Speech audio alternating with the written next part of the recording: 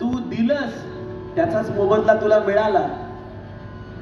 तो म्हणाला ते सगळं ठीक आहे देवा, पण जो 52 सुवर्ण होण्याचे 100 सुवर्ण होऊन करू शकतो, तो माझ्या जीवनाचं सोनं का नाही करू शकणार? आता तुम्ही माझ्या जीवनाचं सोनं करा प्रभू.